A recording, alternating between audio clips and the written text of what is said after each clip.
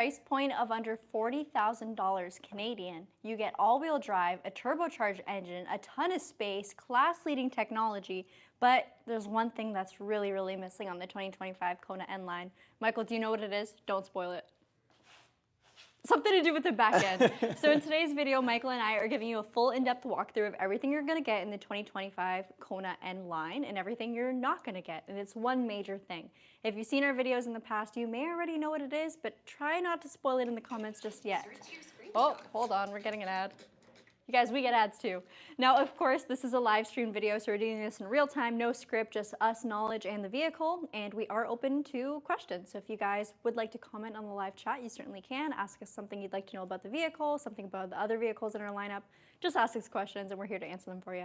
Shall we get right into it, Michael? Absolutely. Let's go.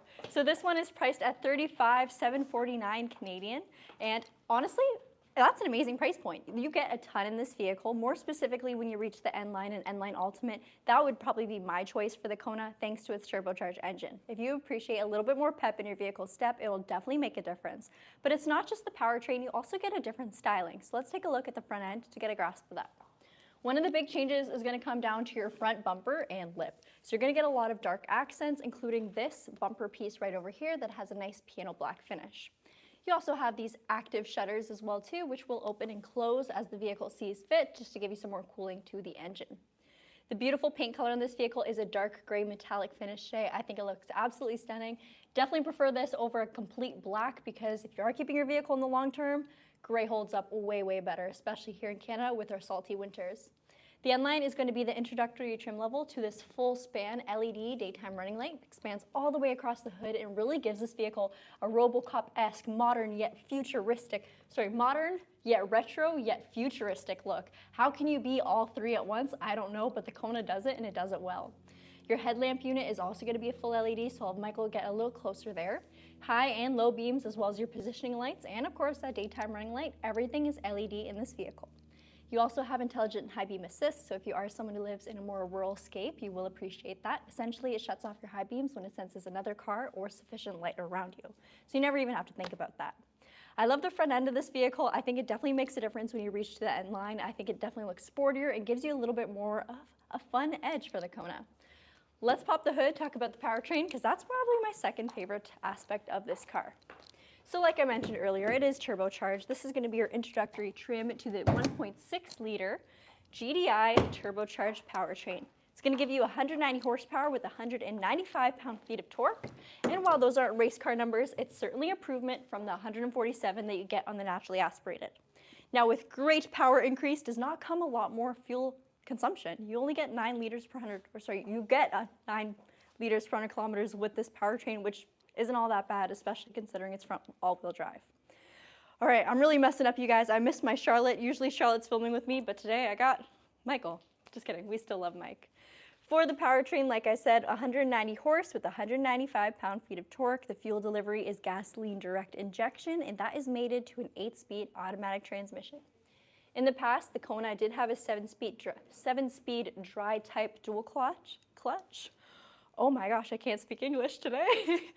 But we've changed that in the 2024 model year. A lot of improvements have been made, and especially when it comes to the interior, there's so much more cabin comfort. It's a very quiet drive compared to the previous generation, and all of your critiques have been answered. This vehicle, oh, chef's kiss. They really did a good job with this.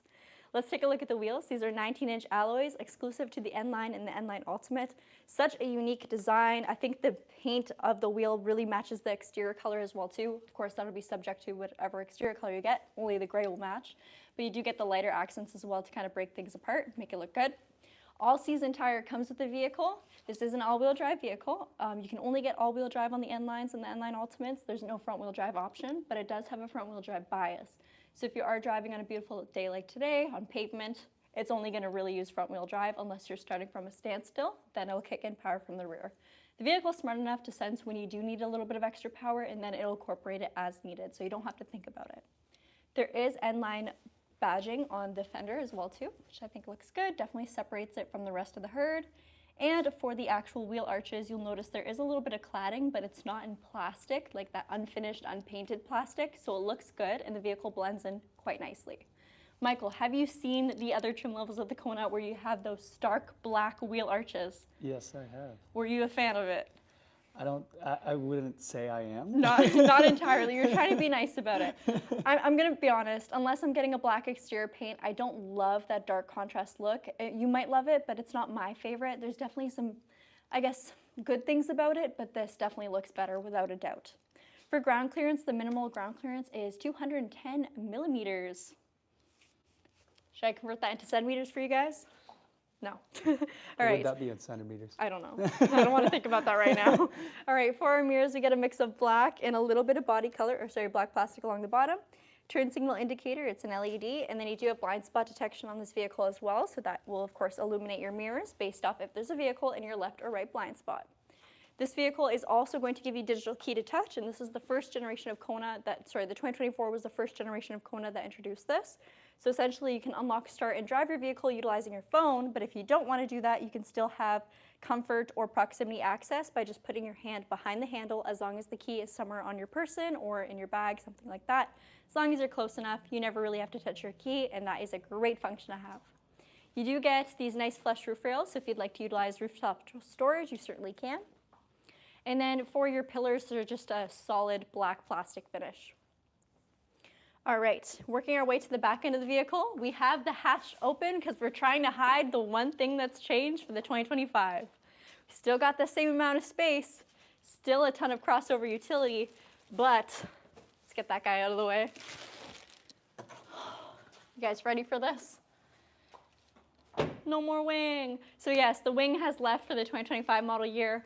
Rumors are maybe they're reserving that big spoiler for a full Kona N model. I don't know. There hasn't been any official verbiage from Hyundai Canada regarding a Kona N, or even Hyundai USA for that matter. Nothing has been concrete, so I can't comment on the return of the Kona N.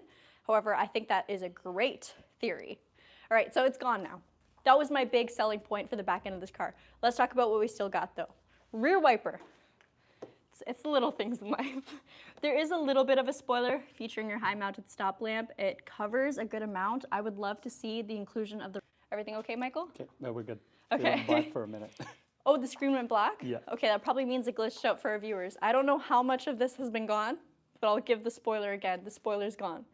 Spoiler alert, no more spoiler. Tail light is again, just like our front daytime running light, expanding all the way across the rear end of the vehicle. It is an LED, so you can expect a very, very bright look, especially at nighttime. It stands out, and again, giving this vehicle that retro yet futuristic look. Kona badging is nicely stamped into the trunk itself, so it's a very low profile finish, looks good, it's sleek. And then the diffuser is exclusive to the N-line and N-line Ultimate, so it does have a more aggressive look compared to the other trim levels of the Kona. Twin tip, single-sided exhaust. This vehicle doesn't have the exhaust note of, let's say, an Elantra N, but it still sounds a little bit different than what we would get on the naturally aspirated models. It does have a little bit of a nice tone to it. I don't know what the options are for aftermarket, but we won't talk about that. H-track badging on the right side, so that is, of course, Hyundai's all-wheel drive system, smart all-wheel drive system, and our backup camera. It's pretty simple on the Kona N-line. Now the N-line Ultimate does add in a couple extra things like your rear and front parking sensors, the 360 camera, that kind of thing. Size-wise, you're going to get the same amount of storage in the boot. And that's where this vehicle truly does shine, in my opinion. You do get a tire mobility kit instead of a spare tire, and a multi-level cargo floor. So right now it's on its highest setting, but I can take this out and slide it down to give me a little bit more cargo space if I'd like. Okay, let's put it back on the top level.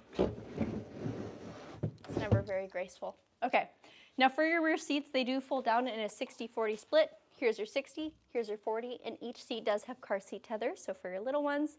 The left-hand side is going to have LED lighting, so it doesn't make that much of a difference while we're filming, but at nighttime it will definitely brighten up this exterior space, giving you access to all of your cargo. There's a lot of clip and touch points here if you are going to utilize a cargo net or any sort of accessory. Lots of ways you can configure whatever your trunk setup is going to look like. All right, let's close this up. It's a 50-liter gas tank on this vehicle, so 3 liters more than my Kia Forte. My Kia Forte takes about 65 Canadian dollars to fill up, not too bad, not too bad, and 9 liters per 100 kilometers. So fairly cheap tank to fill up. It's not premium fuel, so just regular unleaded is just fine for this vehicle. and it does well. All right, here's our window sticker. We got our price point, $35,999 Canadian. I think I said $971 earlier, I'm not sure. But that is the 2025 model, and then of course the N-line. I'm gonna have Michael take a pan inside before I hop in. Now inside you're greeted with a lot more sporty accents. You'll already see the red contrast that we have along our air vents, some stitching on the steering wheel, and then even the stitching on the seats. Now the seats are pretty special because they're a mix of a leatherette and suede finish. And you don't even need ventilated seats when you got suede. It does not get as hot in the winter, and it does keep you a little bit warmer it doesn't get as cold in the winter, and it does keep you a little bit cooler in the summer. So I don't know if you guys have leatherette or leather seats in your car, but in the winter sometimes it can be a little, woo, that's cold. You definitely gotta have your heated seat on. But these, not so much. Mind you, you still have a heated seat. Over here you got your driver window and mirror controls, electronic power controlled mirrors that are heated, and then dual express windows for your front, regular windows in the back, and then your window lock. Down here you got a good amount of storage and a bottle holder as well too. The speaker system in this trim level is just regular. If you do upgrade to the N-line Ultimate, you get a Bose premium sound system and you get 6 airbags in your interior. All right, let's hop in. Here's one small touch when it comes to design that I do also like on this vehicle. Your door sills have a checkered flag finish, and then your pedals are the sport pedals. It's very nice. We still got stickers on these guys here, but you can see our rest pedal has that look. Up over here, this is a nice dark, almost gunmetal finish, which I really like. Not a fingerprint magnet and easy to clean. Brightness adjustment here, traction control, and your downhill braking assist. This is also where you'll find your electronic parking brake, those red accents I mentioned earlier, and then your massive screens. I'm now gonna have Michael join me on the passenger side to talk about the rest of the cabin. What are you doing? Oh boy. Michael doesn't talk much. He just makes strange faces behind the camera and I never know what's happening. Okay, now before you hop in, why is there crumbs on the seat? Who was eating in here earlier? Yeah, it was me. Okay, these seats, both of them have a good amount of customization and control. So you can see we do have a height adjustable passenger seat and then of course the backrest. If you'd like to configure or change how close or far it is, you have this bar over here, so you just reach between your legs, pull yourself closer, push yourself back, and that's going to be the same on driver and passenger. So same configurations between the two.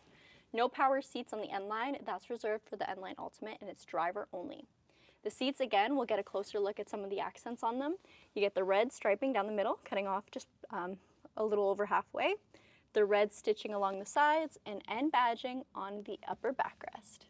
The headrests also have that leatherette finish with the red stitching, so everything's cohesive. It looks sharp, and it's not overly dark where the cabin feels very confined. So let's hop in. Now the Kona has grown from its original shape that was introduced many years ago.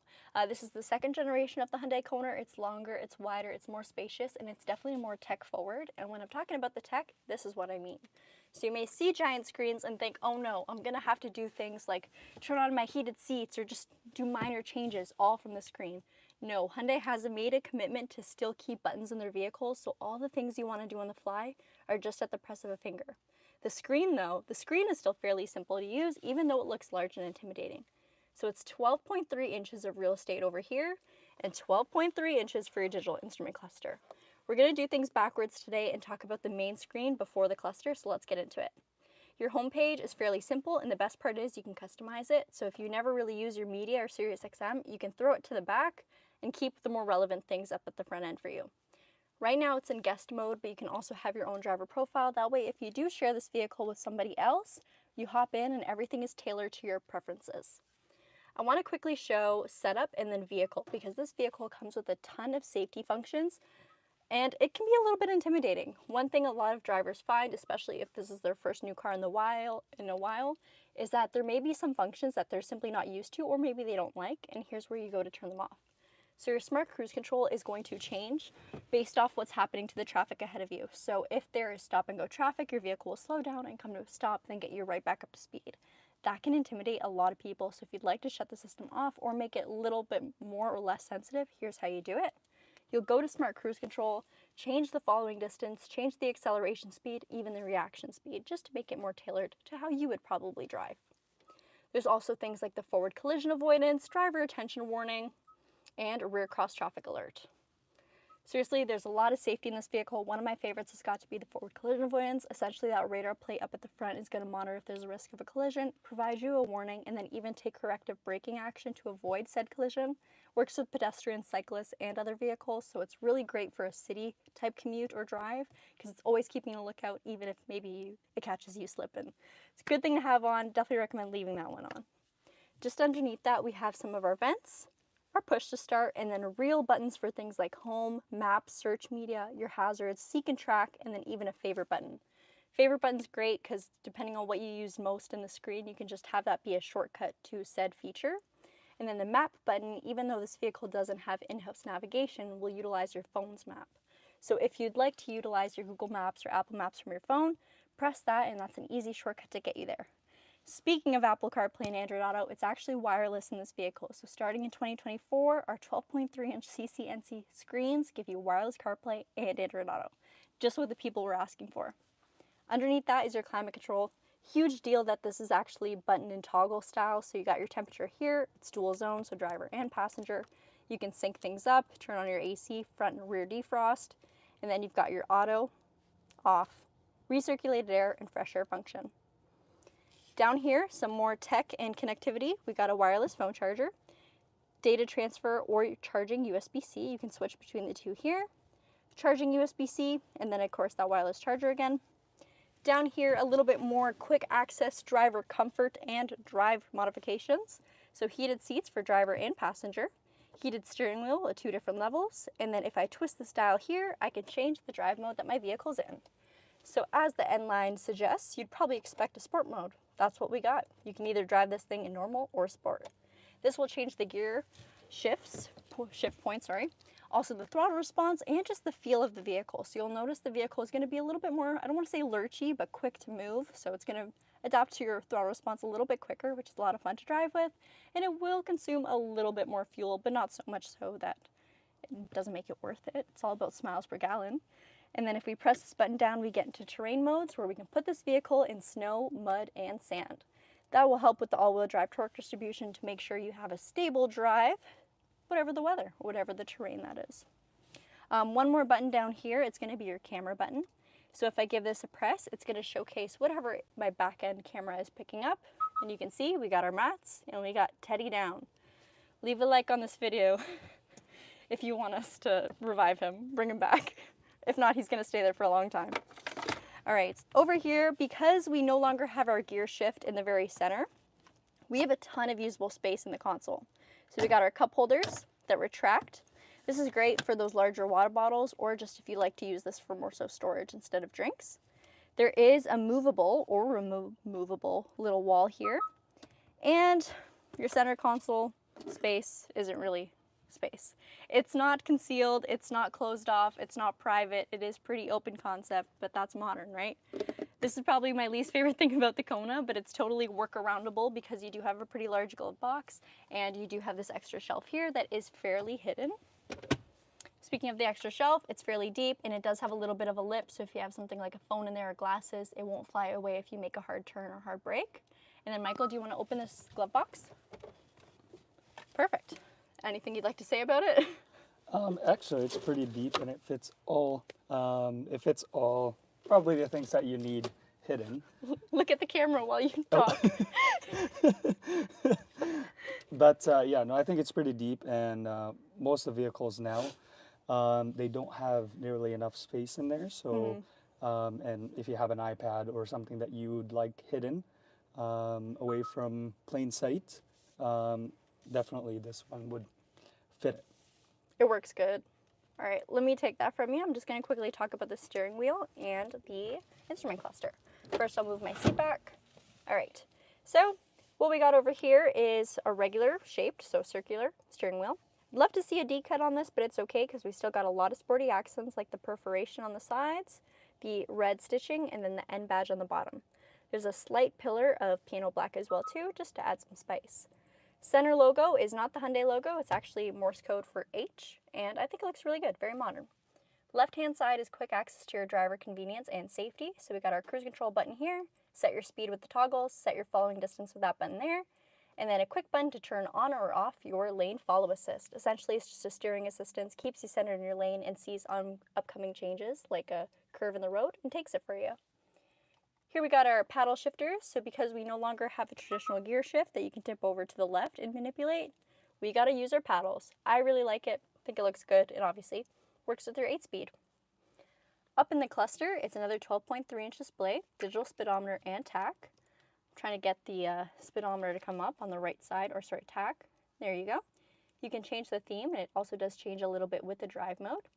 Under this button over here, you can change what you see in the center display. So between your trip odometer, your lane assist, you can also see things like your tire pressure monitor, since last refuel, torque distribution for your all-wheel drive system, and even things like your oil temperature, turbo boost, and your torque. This little icon here, let's see if I can even zoom, is going to be your speed limit projector. So we don't have a heads-up display, but all relevant information like speed limit changes or even signs up on the road, if there's a stop sign approaching, will project onto your main screen here, which is still in the driver's line of vision. Everything else is pretty straight up, like your odometer, your distance to empty, auto holds, that kind of thing. All right, a couple more things I want to point out is the headliner. It's a nice black finish. You do have a very, very wide sunroof, power controlled, so it actually does open. And you have a Michael. Free with purchase. All right, let's take a look at the back end. Or back seats. Now, I've moved the driver's seat to be all the way back. So worst case scenario, this is what you're dealing with. Now, I mean this all the way back in its actual rail system, not on the recline side. But I still have a lot of room for my legs. About this much in my knees. Of course, that'll vary based off if the driver ahead of you is going to recline or not. And headroom-wise, I think the Kona is perfect. The seats do have a slight bit of recline to them as well too, so they're fairly comfortable to sit in, especially for a longer drive. The only thing, and I personally love this, but depends on who's buying this car, because the headliner is so dark and the sunroof does not extend back here, it can feel a little bit dark in here, but I like it. It's a moody, sporty feel. The back seats do have a plastic finish, and on the passenger side, that's where we're gonna get this mesh net pocket. There are USB-Cs here, and our lights did go off, so it's gonna be hard to see, but USB-Cs that are illuminated, so you'll find them at nighttime, and air vents with a little bit of storage. It's worth noting that the interior lighting in the Kona is LED lighting, so it's very bright at nighttime. Not so much right now during the day, but it does its job. And then for the seat material, it's still that leatherette finish, or sorry, suede finish in the seats that, I don't know, they hold you in, they feel good, they don't get too hot, but they also don't get too cold. Middle seat has this cup holder and armrest, drops down for ease and comfort. And it's even got red stitching back here, so a lot of manufacturers forget about design when it comes to your back row passengers, but we still got it. You can see it on the headrest. I think it looks pretty good. Yeah, I love how it goes all the way around. Even the vents have red accents. So no one was forgotten for the design. Everyone's got a little bit of N-line sportiness in them, which I really do like. All right, last bit of the video, we're gonna answer some questions. So Michael, do you wanna grab the iPad? I'll set up the camera and we'll see what you guys have to say about the Kona. Okay, sorry, jump scare. I'm gonna set this up. I will say when it comes for live streaming, the Kona is a little bit tricky to get the gimbal set up, but that's not a reason not to consider it, you know? All right. The space in the back is tighter in the Kona than it is in the Seltos. Yes, a little bit. It's marginal. I will say the Seltos does have the advantage. Oh, hello. The Seltos does have the advantage of being a little bit more SUV shaped, while this is still a little bit more of a crossover-esque shape.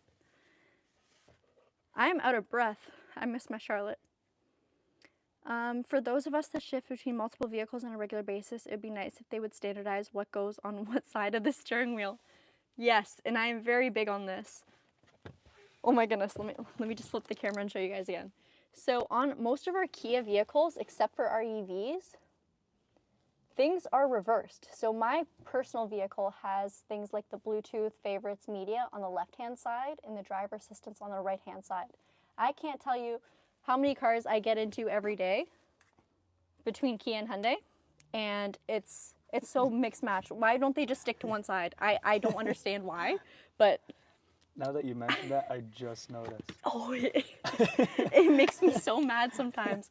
I love that our vehicles are very easy to use. So although we are more tech savvy, tech advanced brands, I will say we're leaders in tech for sure.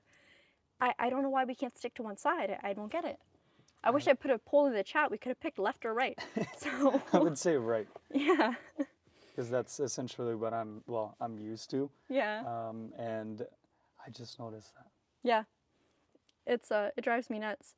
Gabby, is there a spare tire on the Kona? There is not. It's a tire mobility kit, so it's really good if you do pick up a nail or something that is puncturing your tire. But if you experience a blowout, unfortunately, there's nothing on board that can patch that. You do get 5 years of complimentary roadside assistance, though.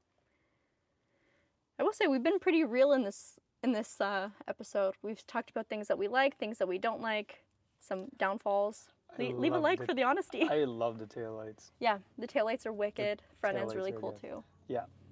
It's Every time I unique. see one, yeah. It's unique because you're like, you don't know what you're looking at, especially when you're behind it, right? So. Everything is reversed again on the UK right-hand drive cars. The steering wheel's on the other side too. So you know what I was thinking about this weekend? My boyfriend drives, or obviously left-hand drive manual vehicle. It's a M2. And he was offered to buy a completely modified right-hand drive Subaru Forester STI. And I can't imagine learning how to drive stick left-hand drive my entire life and then switching and doing everything with my, right-hand drive, doing everything with your left hand. How do you switch between those two cars? It's actually not that bad. I feel like it would take at least 6 months for me to get it right. I did see someone go in first gear all the way to fifth. But with the transmission, everything is the same as when you are on the left or on the right. I get it, but I don't get it. Your brain will probably go first on the right. But Doubt said he just said it'd only take a day. I think it would take a lot longer. Okay. Any questions about this car? I don't really see too much. I think the only drawback is keeping the display clean. I would use a microfiber cloth, absolutely. I will say, depends how much you're touching the screen realistically. I don't touch the screen on my vehicle that often because the only thing I would do is open CarPlay, and the only time I touch it would be to change songs, but I can do all that from the steering wheel. So depends how often you're really touching the screen. now that you mentioned that, I barely touch it. You don't have a screen in your car. Well, not in my car, the other one. Yeah. I barely touch it. Yeah. Yeah, when I go in one of our cars here that has Android Auto or Apple CarPlay, I just set my phone there and then play the music and then off I go. What's your favorite thing about this specific car? I would say probably the interior layout. I really do like how spacious it feels. Me and Charlotte were driving in it earlier, and the turbocharged engine. So driving a naturally aspirated Kona versus a turbocharged Kona within, let's say, the same day, oh, what a difference. It's night and day. It's I definitely appreciate the extra pickup for sure. Yeah. What about you? Anything. You got to say something else. Anything with turbo always makes me happy. Just because as soon as you pass the power threshold, it just gives you that little boost. We say that while we both drive naturally aspirated cars every day. Yes. Speaking of, what's Michael's daily driver? We'll leave you guys to guess. He'll reveal it at the end. Okay. The back could benefit from some more red accents like the front has, in my opinion. Yeah, I think they could make the back end look a little bit more aggressive, and I think why it's so noticeable for me now is because they got rid of the spoiler. The spoiler made a big, big difference, and I'm pretty upset about that, actually. I thought it really suited this car. Yeah. So. I see one in town all the time, and I always say that looks good. Our receptionist at our Brayford Hyundai store, she got one before they got rid of the 2024, and she was very happy about it. She heard that they were getting rid of the spoiler and said, okay, I need to buy this one, and I need to buy it now. Ryan's giving out hints. Right, yeah, Ryan said it's a Nissan. Naturally aspirated engines are disappearing too, unfortunately. They are, although it makes sense. You could do a lot more consumption-wise with a turbocharged smaller engine. So, makes sense.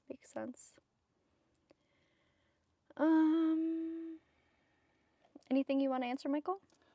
They just asked if there's a hybrid version. If you go scroll. If there's a hybrid version? Not yet. It's been in talks for a while, but we haven't seen one yet. Okay. Oh, does it do street takeovers? Michael's not a takeover person. No. No one's guess. Oh, Leaf or Sentra? That ain't exactly Michael's vibe, but I mean, as a daily, it would be nice, but we are at the 30-minute marks. Do you want to tell them what it is? oh, it's a Nissan 370Z. Woo! It actually, I think we have filmed it before, maybe. Maybe. It's been in the back of some videos for sure. Just the background. It doesn't deserve to be No, in the full view. We'll get it on a Fun Car Friday. Let us know if you guys want to see it this Friday.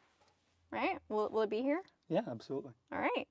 Okay, you guys, thank you so much for watching. Now, if you're still on, feel free, or not feel free, please leave a like. It's free. We need it. It helps the channel a lot. Leave a like for Michael. Leave a like for the Kona. Maybe even me. And also, don't forget to subscribe if you haven't already. We post videos every single weekday live at 2 p.m. and we talk about cars. Live.